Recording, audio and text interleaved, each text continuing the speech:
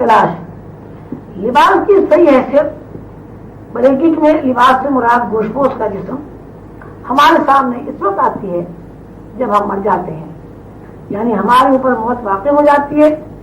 اس قانون کے تحت مرنے کے بعد گوشت کا جسم محض لباس کی صورت اختیار کر لیتا ہے. یہ ضروری ہے کہ ہم تلاش کریں کہ زندہ رہنے کی حالت میں ہمارے اوپر کوئی ایسی حالت واقع ہوتی ہے جو موت سے ملتی جلتی ہو یا موت سے قریب ہو، یہ حالت وقتی طور پر ہوتی ہو یا کچھ طویل عرصے کے لیے واقع ہوتی ہو. اس لیے کہ جب تک کوئی حرکت مسلسل اور متواتر نہ ہو اس کو مثال نہیں بنایا جا سکتا. زندگی کے مراحل میں یا زندگی کے شب و روز اور ماہ و سال میں جب ہم موت سے ملتی جلتی حالت کو تلاش کرتے ہیں تو ہمیں ایک حالت پر مجبوراً رکنا پڑتا ہے، اور موت سے ملتی جلتی حالت نیند ہے. بزرگوں کا کہنا ہے سویا اور مرا برابر ہے. فرق اتنا ہے کہ نیند کی حالت میں روح کا تعلق اپنے لباس سے برقرار رہتا ہے اور وہ اپنے لباس کی حفاظت کے لیے چوکنا اور مستعد رہتی ہے، اور موت کی حالت میں روح اپنے لباس سے اپنا رشتہ در و بس توڑ لیتی ہے، یا یوں کہیے کہ لباس اتار کر آگے بڑھ جاتی ہے. نیند ہماری زندگی میں ایک ایسا عمل ہے کہ ہمیں اس عمل سے روح کی صلاحیتوں کا پتہ چلتا ہے. ہم دو حالتوں میں زندگی گزارتے ہیں. ایک حالت یہ ہے کہ ہماری آنکھیں کھلی ہوئی ہیں، ہمارا شعور بیدار ہے، ہم ہر چیز کو دیکھ بھی رہے ہیں، سن بھی رہے ہیں اور محسوس بھی کر رہے ہیں، اور حرکت میں بھی ہیں. اس طرح حرکت میں ہے کہ روح کا لباس بھی حرکت میں ہے. یہ حالت بیداری بھی ہے. زندگی میں دوسری حالت جس کو نیند کہا جاتا ہے میں بھی ہم دیکھتے ہیں، سنتے ہیں، محسوس کرتے ہیں، خود کو چلتا پھر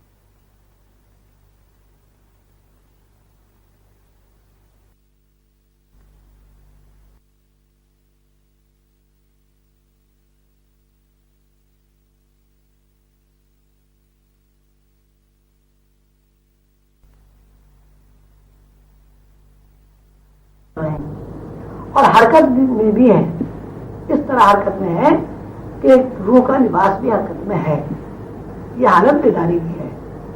زندگی میں دوسری حالت جس کو نیند کہا جاتا ہے میں بھی ہم دیکھتے ہیں، سنتے ہیں، محسوس کرتے ہیں، خود کو چلتا پھرتا دیکھتے ہیں، لیکن روح کا لباس حرکت میں نہیں ہے. روح کے لباس سے مراد گوشت پوش کا جسم ہے. اس سمجھ سے یہ ثابت ہوا کہ روح اس بات کی پابند نہیں ہے کہ وہ گوشت پوش کے ساتھ ہی حرکت کرے. روح گوشت پوش کے جسم کے بغیر بھی حرکت کرتی ہے. گوشت پوش کے جسم کے بغیر حرکت کرنے کے عمل کو خواب کہا جاتا ہے. خواب کے بارے میں بے شمار نظریات ہیں. کوئی کہتا ہے خواب محض خیالات ہوتے ہیں. جس قسم کے خیالات ہیں آدمی دن بھر مصروف رہتا ہے، اسی قسم کی چیزیں اسے خواب میں نظر آ جاتی ہے.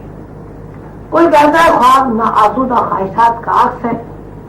جب کوئی خواہش نا آسودہ رہ جاتی ہے اور اس کی تکمیل نہیں ہوتی تو وہ خواہش خواب میں پوری ہو جاتی ہے. اللہ خیال بے شمار باتیں خواب کے بارے میں مشہور ہیں، اور ہر شخص نے اپنی فکر اور علم کے مطابق خواب کے بارے میں بہت کچھ کہا ہے. لیکن اس بات سے فرد واحد بھی انکار نہیں کر سکتا کہ جس طرح روح گوشت پوش کے جسم کے ساتھ حرکت کرتی ہے اسی طرح روح گوشت پوش کے جسم کے بغیر بھی بعمل اور مطابق رہتی ہے. اس کے علاوہ اگر کوئی شخص یہ اعتراض کرے کہ خواب دیکھنا اور خواب میں کیے ہوئے اعمال اور خواب میں کی ہوئی حرکات و سکنات خیالی ہیں تو اس کی تردید ہو جاتی ہے. اس کی تردید اس طرح ہو جاتی ہے کہ ہر شخص ایک دو یا زائد بار ایسے خواب ضرور دیکھتا ہے کہ خواب دیکھنے کے بعد جب وہ بیدار ہوتا ہے تو خواب میں کیے ہوئے اعمال کا اثر اس کے اوپر باقی رہتا ہے. اس کی ایک بڑی واضح مثال خواب میں کیے ہوئے اعمال کے نتیجے میں غسل واجب ہونا ہے. اس طرح کوئی آدمی بیداری کی زندگی میں جن سے لذت حاصل کرنے کے بعد ناپاک ہو جاتا ہے اور مذہبل اس کے اوپر غسل واجب ہوتا ہے، اسی طرح خواجے کی ہوئی اس عمل کے بعد بھی اس کے اوپر غسل واجب ہو جاتا ہے اور وہ اس وقت تک نماز ادا نہیں کر سکتا جب تک کہ وہ غسل جنابت نہ کر لے۔ یہ بھی دیکھا گیا ہے کہ خواب میں کوئی ڈراؤنا منظر نظروں کے سامنے آ گیا، آدمی جب بیدار ہوا تو منظر کی دہشتناکی اس کے اوپر پوری طرح مسلط ہوتی ہے۔ جس طرح کسی دہشتناک واقعے سے بیداری میں دل کی حرکت تیز ہو جاتی ہے، اسی طرح خواب میں دہشتناک چیز دیکھنے سے بھی دل کی حرکت تیز ہو جاتی ہے۔ بیداری میں جس طرح کوئی خوشنما منظر دیکھنے کے بعد آدمی کے اوپر سرور و انبساط کی کیفیت پیدا ہوتی ہے، اس طرح خواب میں دیکھے ہوئے مناظر کے بعد بھی انسان کے اوپر مسرت اور شادمانی کی کیفیت طاری ہو جاتی ہے اور آدمی بیدار ہونے کے بعد خود کو بہت خوش اور مسرت محسوس کرتا ہے۔ یہ بیداری کے اور خواب کے اعمال و واقعات کا اجمالی خاکہ ہے۔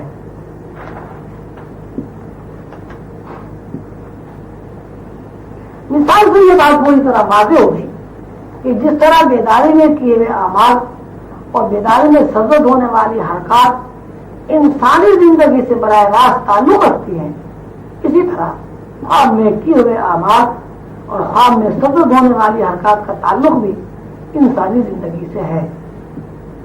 یہاں یہ اعتراض ہو سکتا ہے کہ نیند کی حالت میں کیے ہوئے اعمال سب کے سب حقیقی نہیں ہوتے اور کیے ہوئے تمام اعمال کا تعصب قائم نہیں ہوتا۔ اس کا جواب یہ ہے کہ بیداری میں کیے ہوئے اعمال و حرکات کا تعصب بھی اسی وقت قائم ہوتا ہے جب آدمی ان اعمال کی طرف متوجہ ہو، یعنی ظاہری طور پر کسی عمل یا حرکت کو قبول کرنے کے بعد اس کا تعصب قائم ہوتا ہے۔ بیداری کے اعمال و واقعات اور خواب کے اعمال و واقعات کو سامنے رکھ کر دونوں کا موازنہ کیا جائے تو یہی بات سامنے آتی ہے کہ اگر ہم بیداری میں کسی چیز کی طرف یا کسی کام کی طرف متوجہ ہیں تو وہ چیز ہمارے لیے خیالی نہیں رہتی، لیکن اگر ہم اس چیز کی طرف متوجہ نہیں ہیں تو بیداری میں کیا ہوا عمل بھی ایک خیال کی حیثیت میں منتقل ہو جاتا ہے۔ حضور کرم میں بابا فرماتے ہیں کہ یہ بات روزمرہ کے معاملات میں شامل ہے کہ ہم معاش کے حصول کے لیے گھر سے دفتر جاتے ہیں، گھر سے دفتر نکلنے کے بعد بس میں بیٹھتے ہیں، کنڈکٹر سے ٹکٹ خریدتے ہیں اور اسے پیسے بھی دیتے ہیں، اس سے بات بھی ہوتی ہے اور بس میں سفر کر کے یعنی مختلف بازاروں سے گزر کر دفتر پہنچ جاتے ہیں۔ دفتر پہنچنے کے بعد اگر کوئی آدمی یہ سوال کرے کہ کنڈکٹر کی کیا شکل و صورت تھی اور راستے میں گزرتے وقت آپ نے کیا کیا دیکھا، تو اس کے علاوہ کوئی بات نہیں ہوتی کہ آدمی یہ کہے کہ میں نے توجہ نہیں کی، باوجود ہے کہ اس کی آنکھیں کھلی ہوئی ہیں، وہ بس میں بیٹھا ہوا ہے، یہ دیکھ رہا ہے کہ سڑک کے دونوں طرف دکانیں ہیں، راستے میں چوراہے اور طرح طرح کے بورڈ آویزاں ہیں، لیکن چونکہ اس کی ذہنی مرکزیت صرف اور صرف دفتر ہے، اس لیے سفر کرنے کے باوجود اسے کوئی چیز یاد نہیں رہتی۔ اس کے برعکس ایک آدمی بس میں بیٹھتا ہے اور اپنی ذہنی توجہ اس بات پر مرکوز رکھتا ہے کہ راستے میں کیا کیا چیزیں موجود ہیں اور کس قسم کے حالات پیش آ رہے ہیں۔ ایسا مسافر دفتر پہنچنے کے بعد کافی وضاحت کے ساتھ یہ بتا دیتا ہے کہ راستے میں فلاں فلاں چیزیں میں نے دیکھی ہیں اور موجود ہیں۔ تفصیل بیان کرنے سے منشا یہ ہے کہ وہ خواب ہو یا بیداری، اگر حالات و واقعات کی طرف آدمی متوجہ ہے تو حاضر اس کو محفوظ کر لیتا ہے، ورنہ سب باتیں حذف ہو جاتی ہیں۔ یہی وجہ ہے کہ کتنی مرتبہ خواب کی بڑی اہمیت ہوتی ہے اور کتنی مرتبہ بیداری میں کیے ہوئے اعمال و حرکات کی کوئی اہمیت نہیں ہوتی۔ روحانی نقطہ نظر سے اور آسمانی صحائف کی روشنی میں انسانی زندگی دو رخوں پر قائم ہے، ایک رخ بیداری اور دوسرا رخ خواب۔ انسان آدھی زندگی خواب کی کیفیت میں گزارتا ہے اور آدھی زندگی بیداری کی کیفیت میں بسر کرتا ہے۔ بیداری اور خواب کا موازنہ کرنے کے بعد بیداری میں کیے ہوئے اعمال و حرکات کا تجزیہ کرنا بھی ضروری ہے۔ خواب میں جو سفر کیا جاتا ہے اس میں ٹائم اور اسپیس نہیں ہوتا، ایک جگہ سے دوسری جگہ منتقل ہونے کے لیے کسی سواری کی یہ ٹائم گزارنے کی ضرورت پیش نہیں آتی۔ اس کے برعکس بیداری میں ایک جگہ سے دوسری جگہ منتقل ہونے کے لیے سواری کی ضرورت پیش آتی ہے اور وقت ہونا بھی لازم ہے۔ لیکن گہرائی میں تفکر کیا جائے تو آپ کی زندگی میں کیے ہوئے اعمال و حرکات بھی اسی طرح سرزد ہوتے ہیں جس طرح بیداری میں سرزد ہوتے ہیں۔ یعنی کسی کام کو کرنے کے لیے پہلے اس کام کو کرنے کا خیال پیدا ہوتا ہے، پھر اس خیال میں رنگینی پیدا ہوتی ہے اور یہ تصور بن جاتا ہے، اور یہ تصور جب اپنی رہنائیوں کے ساتھ مکمل ہو جاتا ہے تو مظہر بن جاتا ہے۔ لوح قلم میں اس کی مثال اس طرح بیان کی گئی ہے کہ ایک آدمی مضمون لکھنے بیٹھتا ہے، جس وقت مضمون لکھنے بیٹھتا ہے اس وقت اس کے ذہن میں نہ مضمون کے اجزاء ترتیبی ہوتے ہیں اور نہ تفصیل، مگر وہ جس وقت لکھنا شروع کرتا ہے تو خود بخود ذہن میں الفاظ بننے لگتے ہیں، یعنی مفہوم لفظوں کی شکل میں ڈھل جاتا ہے۔ اب تین صورتیں ہیں، ایک یہ کہ مضمون کہیں موجود ہے، دوسری صورت یہ کہ مضمون جس مفہوم میں موجود تھا اس نے لفظوں کی صورت اختیار کر لی، اور تیسری صورت یہ ہے کہ لفظ کاغذ کے اوپر مظہر بن گئے۔ روحانی نقطۂ نظر سے اس مقام کو جہاں مضمون مفہوم کے ساتھ موجود تھا تحت الشعور کہا جاتا ہے، اور جب یہ مفہوم الفاظ کی شکل میں منتقل ہو گیا تو لاشعور بن گیا، اور یہی مفہوم جب عبارت بن کر کاغذ کے اوپر نقش ہو گیا تو اس کا نام شعور ہو گیا۔ روحانی زبان میں تحت الشعور کو سابقہ، لاشعور کو اعیان